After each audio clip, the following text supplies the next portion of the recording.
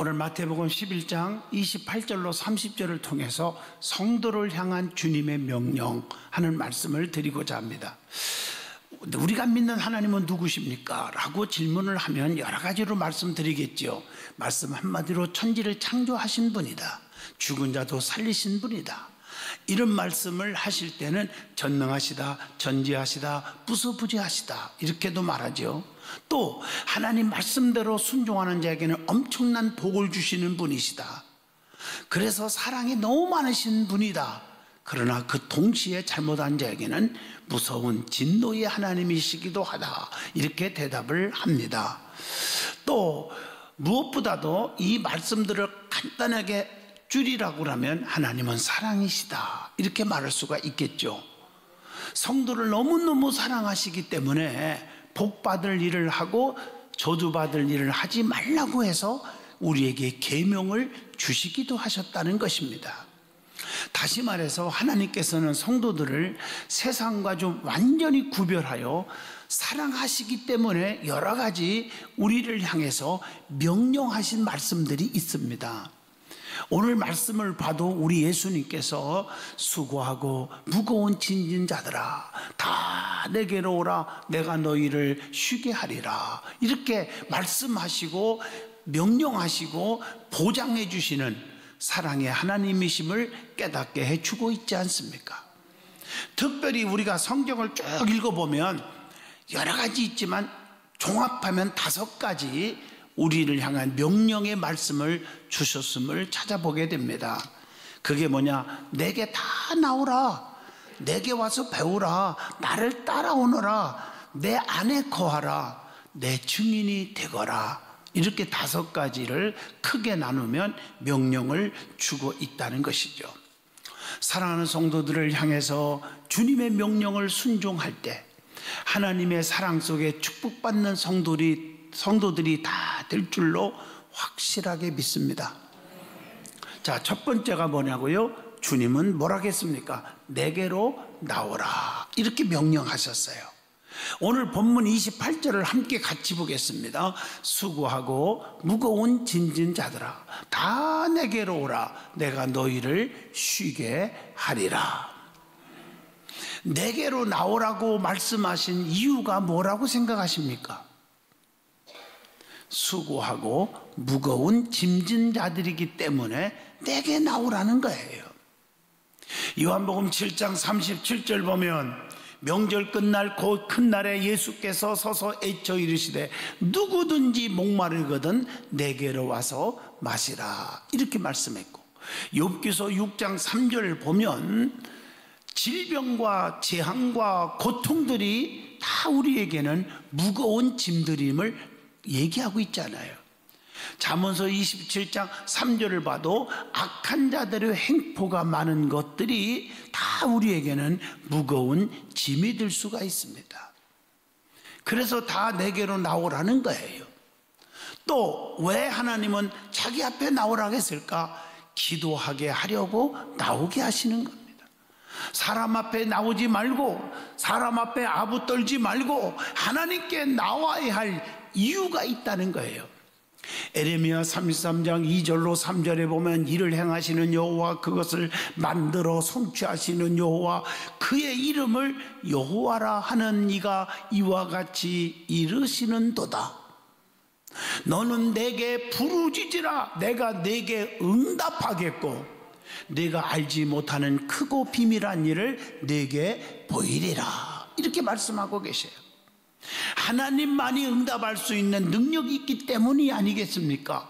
열왕기상 18장 36절로 40절 보면 그 이방인들 우상단지 섬기는 것들 바알의 선지자 아세라신 믿는 것들은 꿈쩍도 안 하지만 엘리야가 하나님의 능력을 믿고 구했더니 하늘에서 불이 확 내려와서 모든 나무와 돌과 흙을 태우고 도랑의 물을 핥아버렸다고 말하고 있습니다. 그래서 하나님은 살아계시구나 영광이 하늘을 찔렀어요. 그리고 악한 영들 바알의 선지자 아세라신 믿는 것들은 열왕기상 18장 40절 보면 기손시내가까지 다 모여놓고 전부 다 죽여버렸다고 성경은 말하고 있지 않습니까? 그리고 왜 하나님은 내게 자꾸 나오라고 그랬을까? 주님만이 우리의 사정과 마음을 아시기 때문이라는 거예요. 마태복음 6장 8절에 그들을 본받지 말라 구하기 전에 너희에게 있어야 할 것을 하나님 너희 아버지께서는 아시느니라, 이렇게 기록되어 있잖아요. 시편 57편 2절에 보면 긍휼을 베푸시는 하나님으로 성도들의 모든 것을 해결해 주시는 분이시기 때문에 나오라는 겁니다. 시편 116편 2절을 보면 그 귀를 내게 기울였었으므로 내가 평생에 기도하리로다. 성도들의 간구하는 기도를 하나님이 들으시고 계십니다. 그래서 마태복음 21장 22절에 너희는 기도할 때에 무엇이든지 믿고 구하는 것은 다 받으리라 하시느니라 말씀하고 계십니다. 자, 그러면 주님께 나오라 했는데 주님께 나오면 구체적으로 어떻게 해 주시냐는 겁니다. 자, 본문 28절 보세요. 수고하고 무거운 짐진 자들아 다 내게로 오라. 뭐라겠어요? 내가 너희를 쉬게 하리라, 이렇게 말하고 있어요. 편히 쉬게 해주신다는 거예요. 사도행전 3장 19절에 보면 회개하고 주께 나오면 마음에 평화가 오지 않습니까? 누가복음 7장 50절 보면 주님께 나오면 영혼의 평안이 온다고 했어요. 또 요한복음 5장 37절로 40절을 보시면 주님께 나오면 영생을 얻게 해주신다고 했어요. 요한복음 16장 33절을 보면 이것을 너희에게 이르는 것은 너희로 내 안에서 평안을 누리게 하려 함이라. 세상에서는 너희가 환난을 당하나 담대하라. 내가 세상을 이기었노라. 우리에게 이김을 주시겠다고 약속하고 계십니다. 그리고 누가복음 4장 18절 보면 우리에게 진정한 자유를 누리게 해주신다는 것입니다. 마태복음 19장 29절에 보면 영생을 주시기도 하십니다. 그래서 오늘 본문 28절에 안식을 주신다는 거예요. 내가 너희를 쉬게 하리라, 이 말씀이에요. 참 안식을 주시는 분은 누구요? 오직 예수님이십니다. 하나님은 지금도 내게 나오라는 거예요. 사람 앞에 나오지 말고 주님께 나와야 한다고 하는 메시지입니다.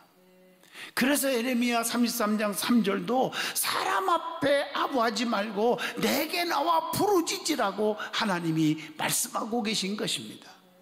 사람과의 관계는 상처와 배신의 연속이 될 수 있지만 주님의 은혜는 영원합니다. 사무엘하 7장 29절 주의 은혜로 종의 집에 영원히 복을 받게 하옵소서. 주님의 은혜가 임하면 변하지 않아요. 영원히 복을 주시는 분이에요. 여러분의 삶을 영원히 책임져 주시는 분입니다. 그래서 이사야 42장 3절 여러분 너무너무 좋아하는 구절이죠. 하나님은 어떤 분이에요? 상한 갈 때도 꺾지 아니하시고 꺼져가는 등불을 끄지 아니하고 진리로 공의를 베푸시는 분이라고 말씀하잖아요. 두 번째 명령입니다. 내게 나와서 배우라 하고 주님은 명령하십니다. 본문 29절에 보니까 나는 마음이 온유하고 겸손하니 나의 멍에를 메고 내게 배우라. 그리하면 너의 마음이 쉼을 얻으리니. 주님의 삶을 배우고 주님의 말씀과 사랑을 본받아 살 때 마음의 쉼을 얻게 된다는 것입니다. 오늘 이런 차원에서 가만히 말씀을 살펴보면 우리 예수님은 여기에서 본이 되셨어. 본이 되었고 본을 보이셨다는 거죠. 어떤 본을 보이셨습니까? 마태복음 10장 39절 실천적인 사랑의 본을 보이셨다는 것입니다.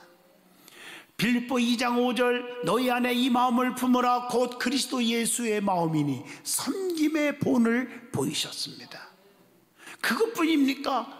순종의 본을 보이셨잖아요.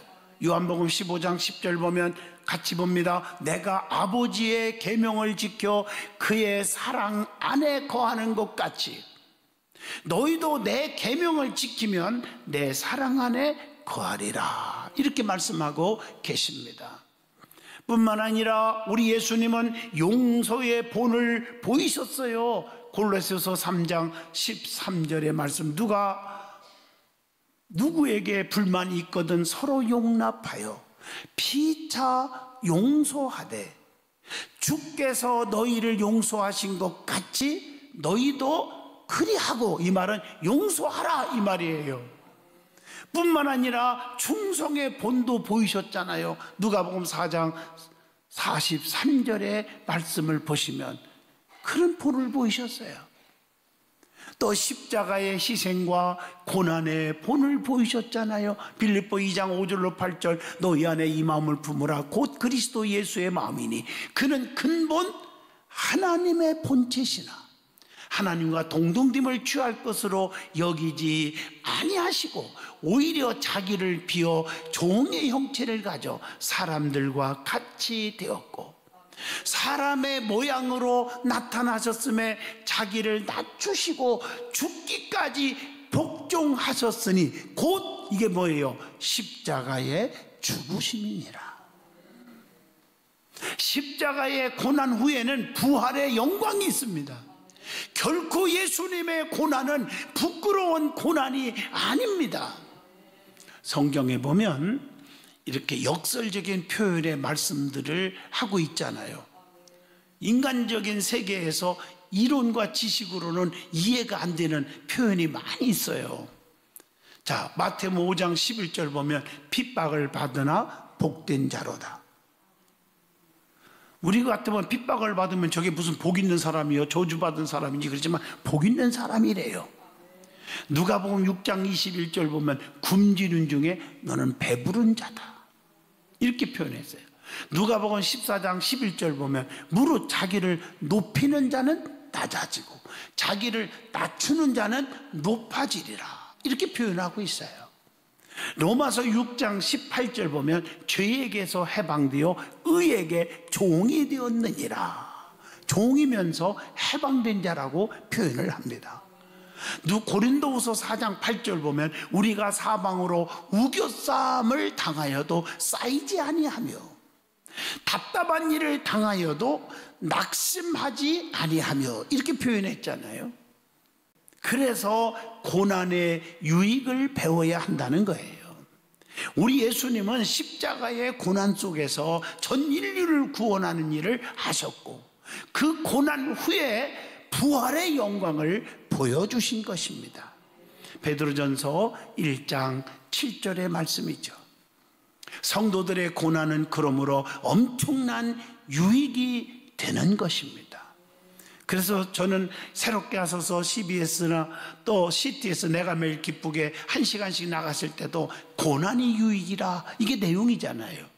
여러분 그런 방송을 들어보면 장로님들 귀한 목사님들 크게 된 분들 다 보면 한결같이 공통점이 거의 99%가요. 엄청난 핍박도 누명도 쓰고 고난도 받고 밑바닥까지 쳤지만 하나님을 붙잡고 낙심하지 않고 좌절하지 않고 원망하지 않고 비판하지 아니하고 하나님을 붙잡고 나가서 대성했다는 얘기들이 꽉 차 있지 않습니까? 우리는 고난이 오히려 유익인 줄로 믿습니다.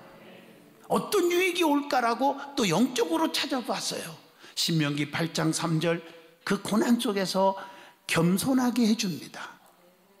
욥기서 36장 8절로 9절에 죄를 깨닫게 해주기도 합니다. 시편 66편 10절 성화하게 만들어줘요. 시편 78편 31절로 34절 보면 더욱더 하나님을 가까이 또 하나님을 작게 만들어 주신다는 거죠.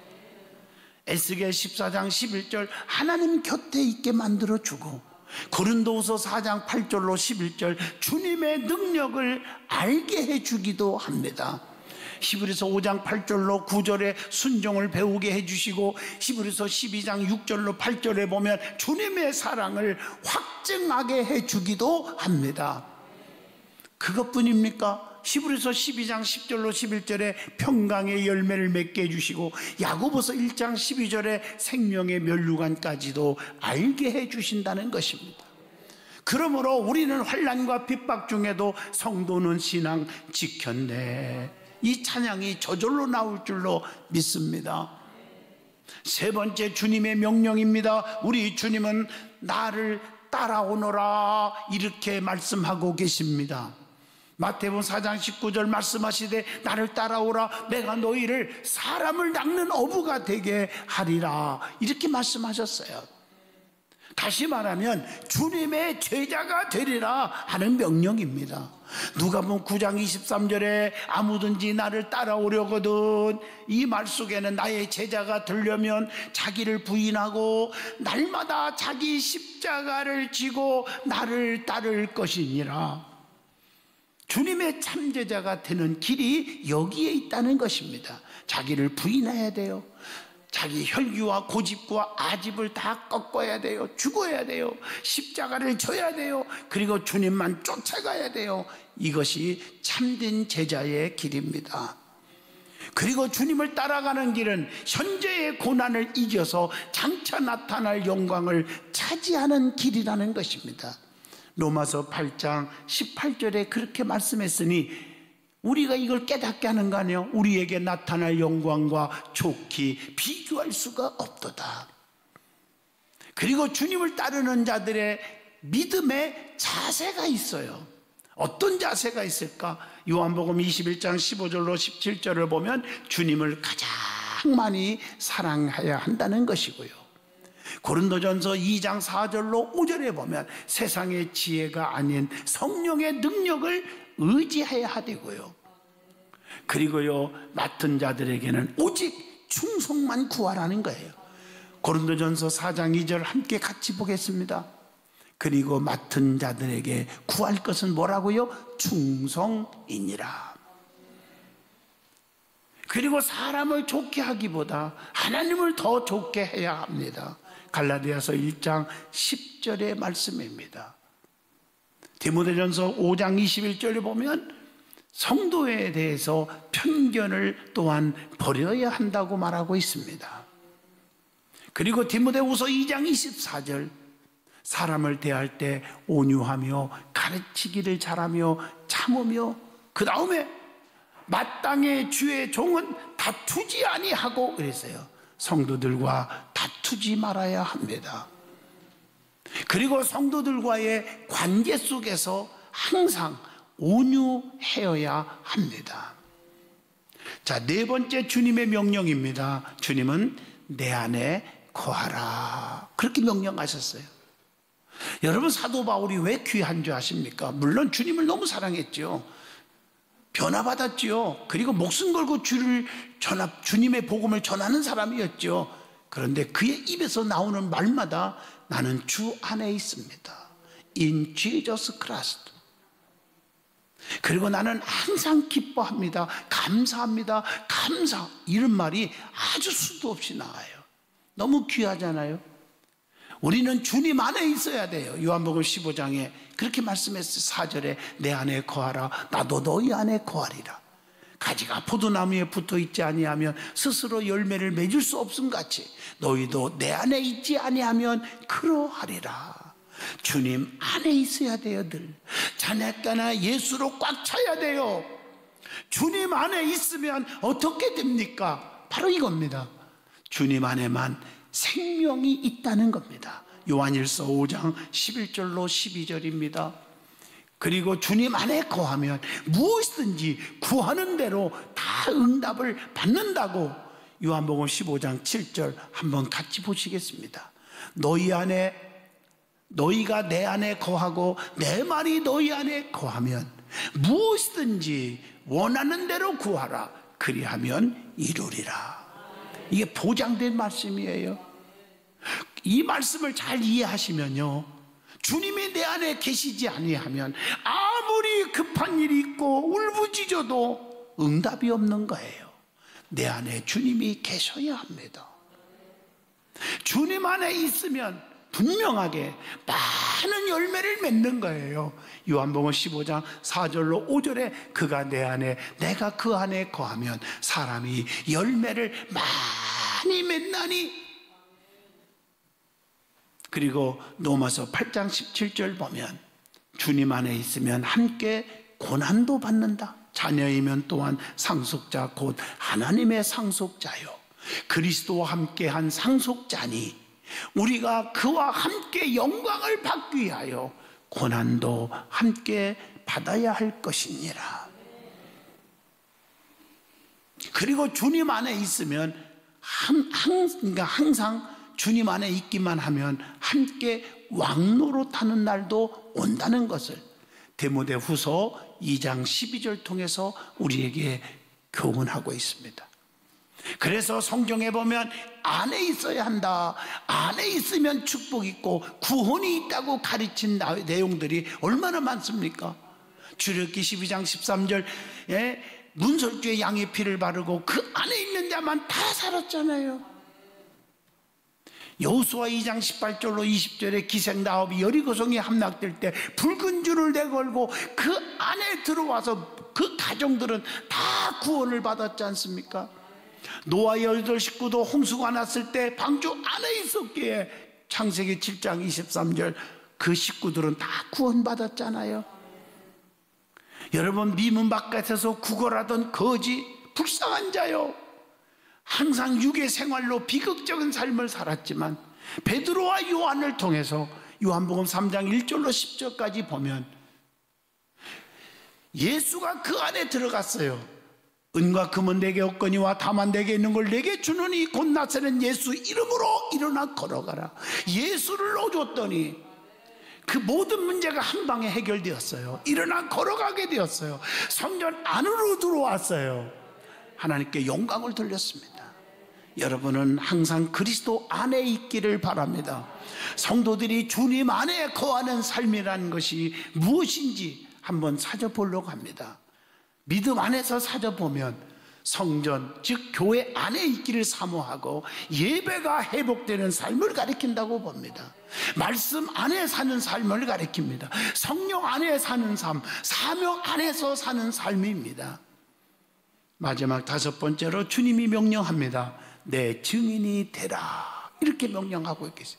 사도행전 1장 8절 오직 성령이 너에게 임하시면 너희가 권능을 받고 예루살렘과 온 유다와 사마리아와 땅끝까지 이르러 내 증인이 되리라 하시니라. 여러분, 마가복음 13장 10절 말씀처럼 복음이 먼저 만국에 전파되어야 할 것이니라. 천국 복음을 전파해야 돼요. 온 천하에 복음이 전파되어야 한다고 마가복음 16장 15절로 16절에 말씀을 주고 계십니다. 예수님께서 모든 사람에게 전도할 것을 마태복음 28장 19절에 명령하고 계십니다. 전도는 주님의 명령입니다. 로마서 10장 14절에 너희가 믿지 아니하는 일을 어찌 부르리요? 듣지도 못한 일을 어찌 믿으리요? 전파하는 자가 없이 어찌 들으리요? 이런 말씀이 있지 않습니까? 그래서 사도행전 1장 8절 말씀이 바로 전도는 주님의 지상 명령이라는 것입니다. 땅끝까지 이르러 내 증인이 되라, 이 말씀이에요. 결론적으로 말씀하면 우리 주님께서 명령하신 5가지는 항상 우리에게 명령하고 계심을 알아야 합니다. 내게 나오라, 내게 배우라, 나를 따라오너라, 내 안에 거하라, 내 증인이 되라. 이 말씀에 순종하기만 하면 구원이 있고 상급이 있고 기적이 분명히 있습니다. 성도는 항상 주님의 말씀에 겸손히 따르고 순종한 삶을 통해서 주님이 약속해 주신 축복을 다 누리는 저와 여러분이 될 수 있기를 바랍니다.